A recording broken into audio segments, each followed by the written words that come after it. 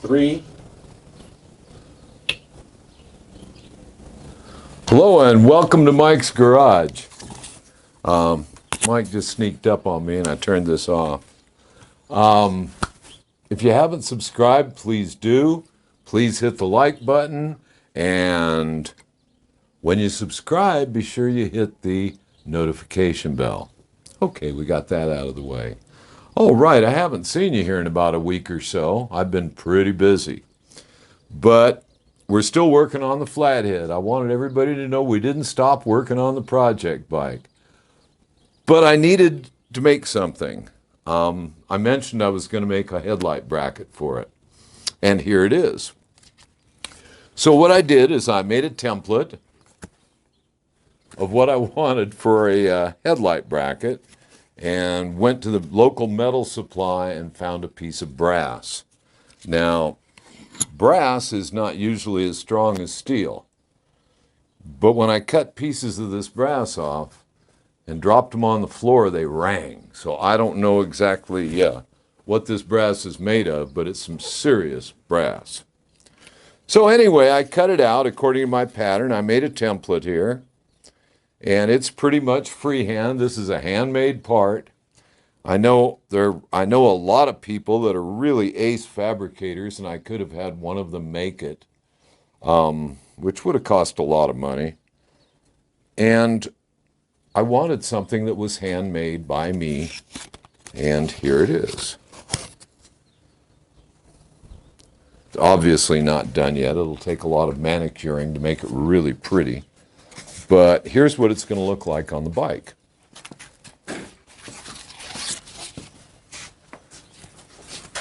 Again, here's the pattern. It's going to bolt right onto this VL springer, which is different than the other springers. That's why I didn't have a bracket for it and didn't see one anywhere that I really liked. So I made this piece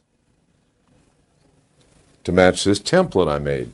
Now these big semicircles here are to give me easy access to the Zerk fittings to lube the springer. And I will use 2 nice bolts that I picked out. I think I'm going to use stainless steel carriage bolts here to hold this bracket in place. So what we're going to do, again, here it is. Pretty good match. And now, this is roughly what it's going to look like. Now, of course, like I said, it'll have to be manicured, it'll have to be polished, it'll have to be sanded first, and I'll probably bevel all the edges and get real carried away, making it pretty artsy. This is the sort of thing you can do when you have time, and this is the sort of thing I always promised myself I was going to be able to do on my own bikes. Doing them for customers, it gets a little too expensive. They're paying you for the time, and this takes me hours and hours. But this is what it's going to look like. Is that showing it good enough there, Mike? Okay. But that's pretty much what it's going to look like. So we'll have brass here, a brass headlight, and a brass bracket to hold it. I think it's going to look just exactly like I want it to. Now I've got to have another piece made for the inside here. And actually, this is the original type piece that goes to this bracket. I've got a piece of 7/8 round stock that we will cut this out on a lathe for.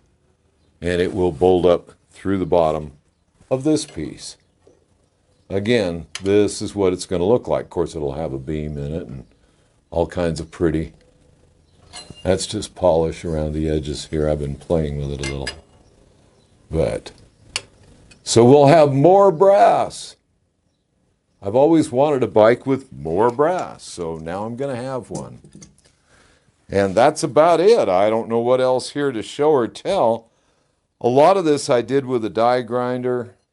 In order to get a big bunch of material, I used one of these step drills.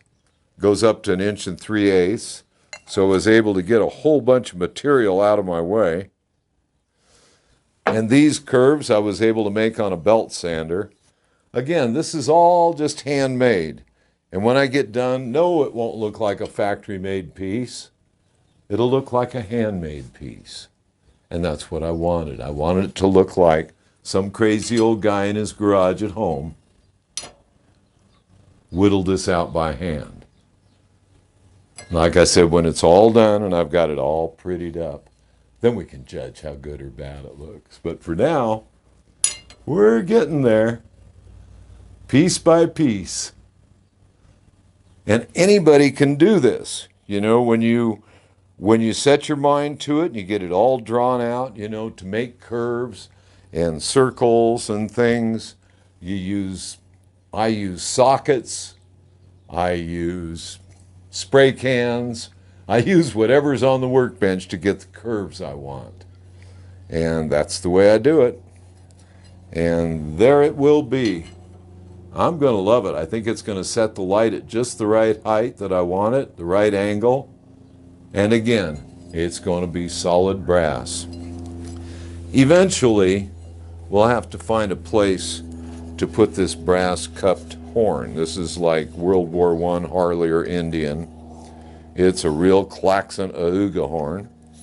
And I don't know where it's going to end up. Obviously, I'll have to make brackets for it, but it will probably be about here. I thought about putting it up on the forks like Harley did originally. It's just too much stuff. I want to look at that Springer front end. I love that Springer front end, and I want to see it. So that was the point of the whole exercise. So hopefully it'll come out real nice. I'm optimistic. It was always my goal to be able to make all these little pieces, and that's what I'm doing. So until I get all these things done, then we can finally start on the motor, which will take money and time, and we'll be able to do it somehow. So there you have it. So until next time, I'll see you out on the road.